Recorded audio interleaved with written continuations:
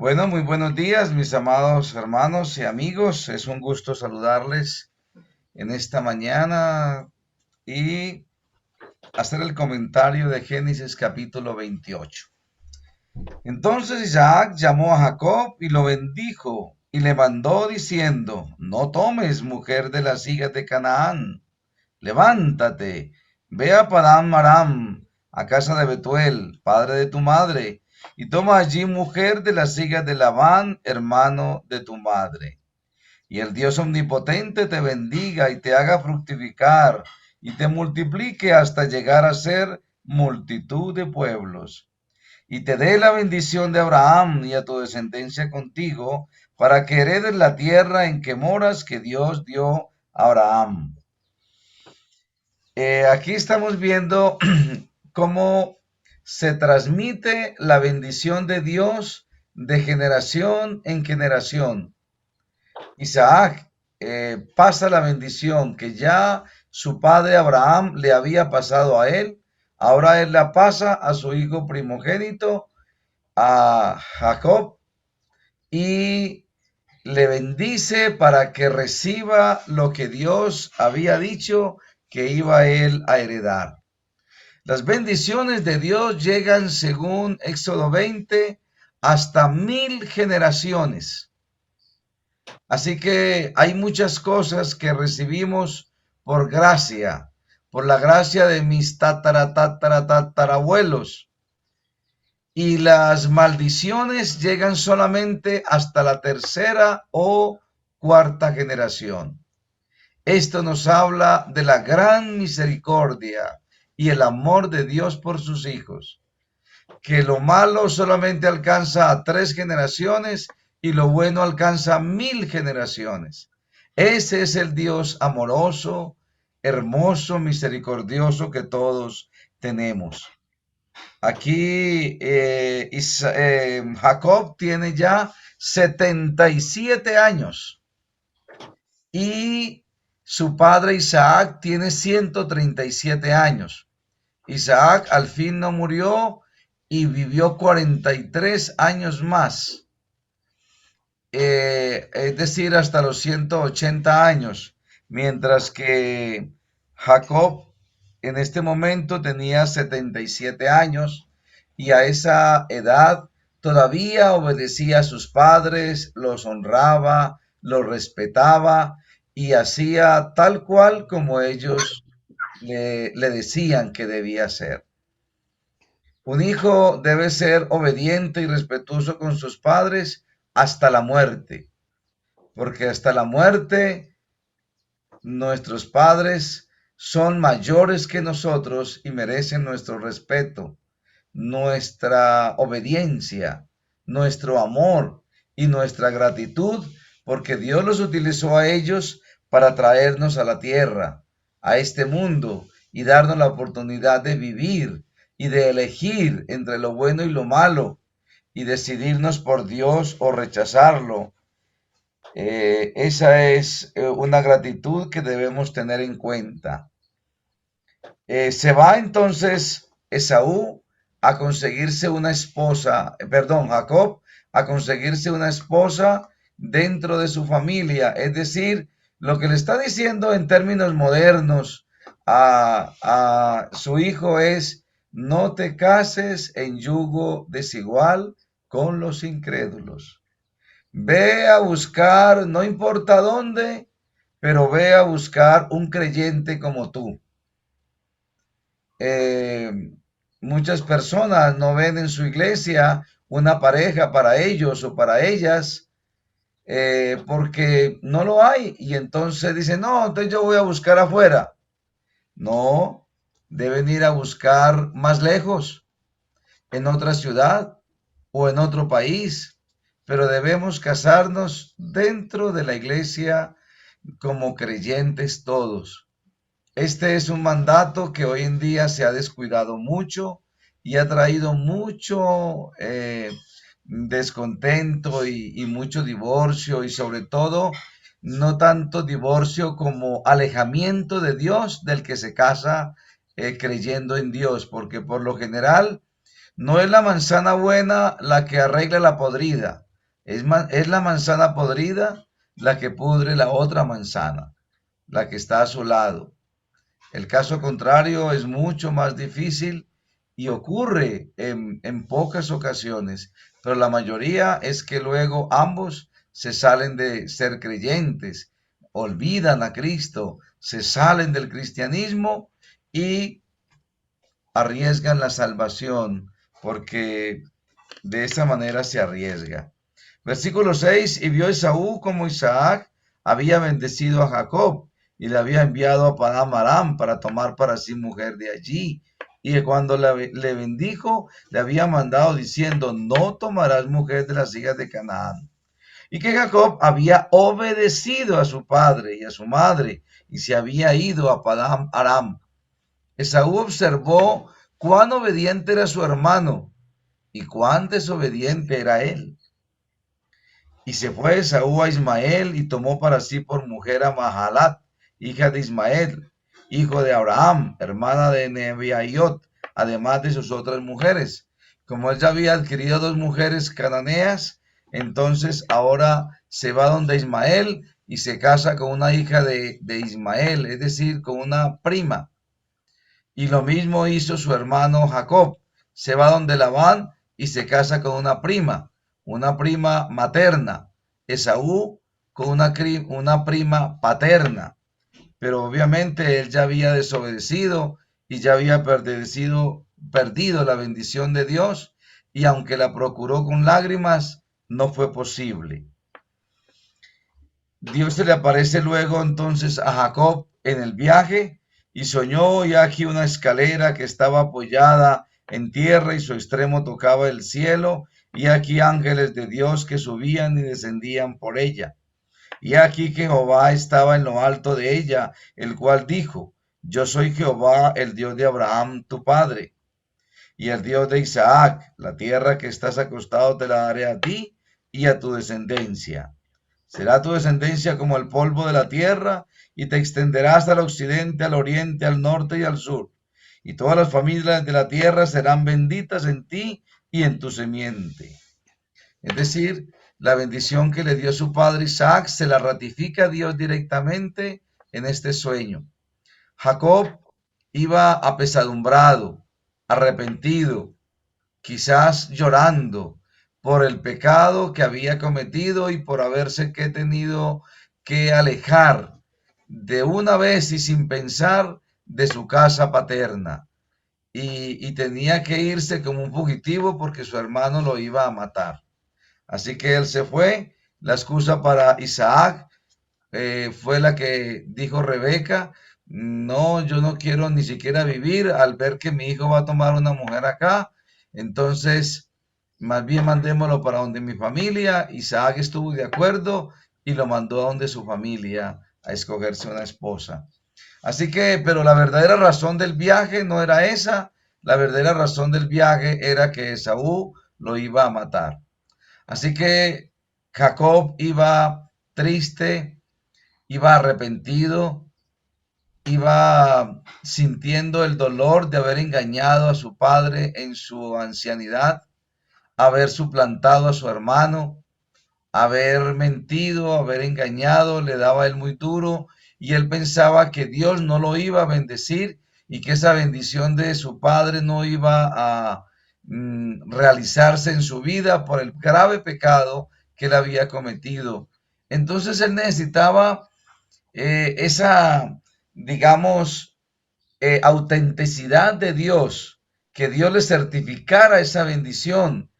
Y estaba solo y se acostó solo allí en medio del monte y en esa soledad se sentía que lo había perdido todo, había perdido su papá, su mamá, su hermano, su casa, su origen, ahora era un desterrado.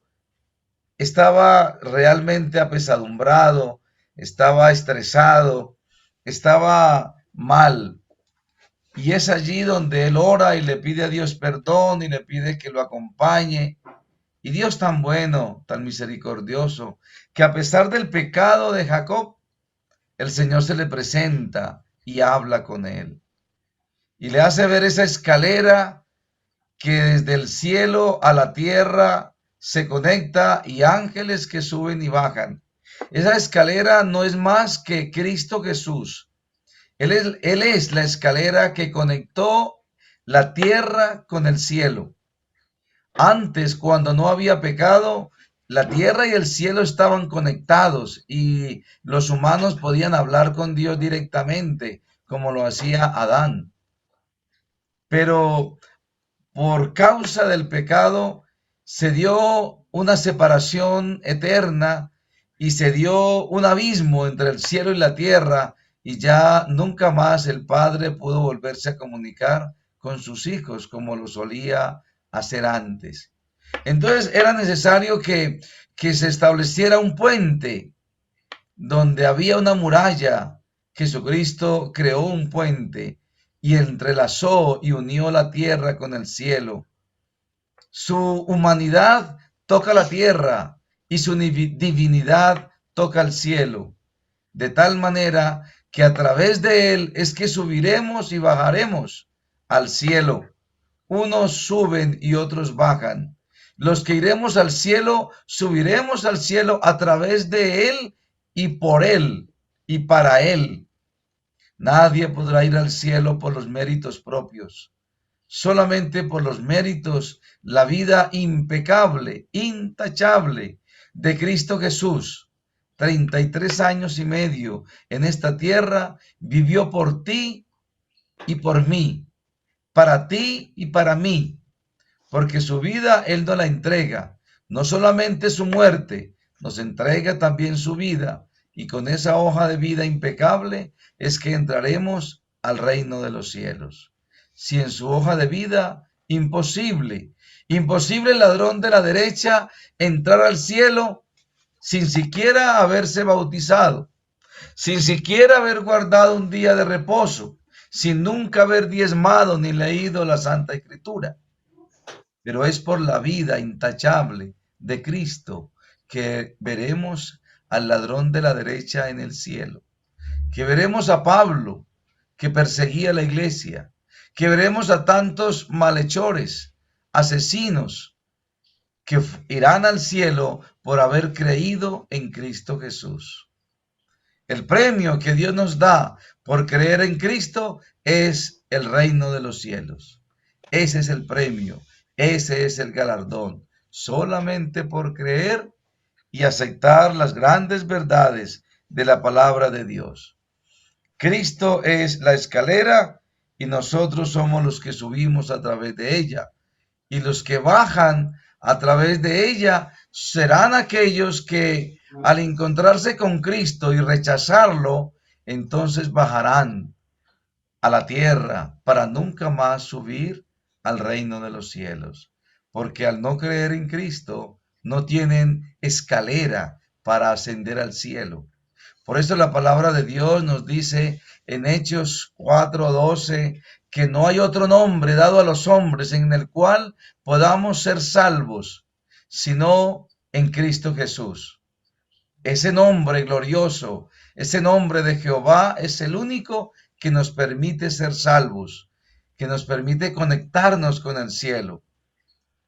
Ninguna persona que no confiese que Cristo ha venido en carne y ha sido alabado y glorificado por el Padre podrá ser salvo. Él es la escalera que nos conecta con la patria celestial. Jacob quedó muy feliz con ese sueño.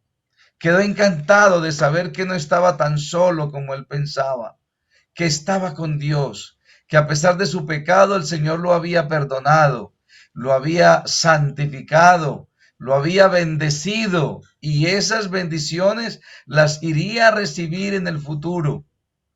Y las comienza a recibir desde ese momento que sintió la presencia de Dios en su vida. Es posible que nosotros nunca hayamos sentido la presencia de Dios, pero yo les digo una cosa, no es necesario sentirla. Lo que realmente necesitamos es creerla. Creer es un ejercicio mental. No requiere ninguna acción, pero para Dios es suficiente. Alguna vez iba en una moto Honda 185 por la Felisa, la vía que conduce Medellín a Pereira. Estaba haciendo un trabajo con un empleado de buscar bambú y entonces mientras que manejaba le dije, Señor, ¿cuántos años yo llevo orando, alabando, consagrado a ti? Y tú nunca me das ni siquiera una señal que tú estás conmigo. Dame, Señor, una señal que tú estás conmigo. Y no había terminado de decir eso, de pensarlo, porque no lo estaba diciendo. Iba manejando la moto cuando sin darme cuenta me caí. Rodé por la carretera como unos 50 metros, por la carretera en vía contraria, que si viene un carro en vía contraria nos hubiera matado. Cuando nos levantamos de la moto, nos dimos cuenta que nada nos había pasado. Ni una uña se nos partió, ni un rasguño, y rodamos más de 50 metros por la carretera. Me caí en una recta, no supe cómo, por qué, ni cuándo. Y entonces dije, Señor, no te vuelvo a pedir señales. Qué miedo pedirte una señal a ti. Y nunca más le volví a pedir a Dios señales. Creo y estoy seguro que Dios anda conmigo y no necesito que me lo compruebe, porque Dios es grande y poderoso y no necesitamos pedirle pruebas, porque a veces la prueba se puede convertir en una falta de fe y entonces podemos volvernos como Tomás, hasta no ver, no creer. Y Dios no bendice la fe que quiere ver, porque cuando se ve, entonces no se necesita la fe. La fe se necesita para reemplazar los ojos y poder ver lo que esperamos ver. Así que nunca más volví a pedir señales. E hizo Jacob voto diciendo, si fuere Dios conmigo y me guardara de este viaje en que voy, y me diere pan para comer y vestido para vestir, y si volviera en paz a casa de mi padre, Jehová será mi Dios, y esta piedra que he puesto por señal será casa de Dios, y de todo lo que me diereis, el diezmo apartaré para ti. Jacob había visto cómo Abraham había diezmado, cómo su padre Isaac diezmaba, y seguramente él hasta ese momento nunca había diezmado y ya tenía 77 años de edad. Así que en el momento en que él vivía en casa de su padre, pues allí había un organigrama, allí había digamos, un entorno cristiano y podían alabar a Dios en familia. Pero ahora que él estaba solo, tenía que él iniciar un contacto divino, una relación con Dios a nivel personal. La había tenido, pero era familiar. Ahora tenía que tener una relación personal porque estaba solito. Y entonces, agradecido porque Dios se le había presentado, lo había acompañado y lo había perdonado y le había ratificado la bendición y la santidad, él decide devolver el diezmo. Así que en este contexto, el diezmo nace en el corazón agradecido por Dios, por su perdón y por su misericordia. Y cuando yo veo, por ejemplo, a mi hijo, pienso, ¿y qué le pagaré a Dios por haberme dado una criatura tan bella? Cuando pienso en Scarlett, digo, ¿y qué le pagaré a Dios por haberme dado tanta felicidad a través de la niña? Que no he sentido estos 9 años de vida que ella tiene a mi lado, porque los ha embellecido y los ha llenado de diferentes colores de felicidad por su presencia. Entonces pienso, oh diezmo, pequeña limosna, no es nada, un 10%, con todo lo que le debemos a Dios, con todo lo que Él ha hecho por nosotros, con todo su amor manifestado de diferentes maneras, en diferentes momentos y en diferentes formas, deberíamos darle todo lo que tenemos, todo lo que somos y todo lo que sabemos, y aún así estaríamos en deuda con nuestro Padre Celestial. Dios nos bendiga a todos y nos dé un día muy feliz. Gracias por haber escuchado la palabra de Dios.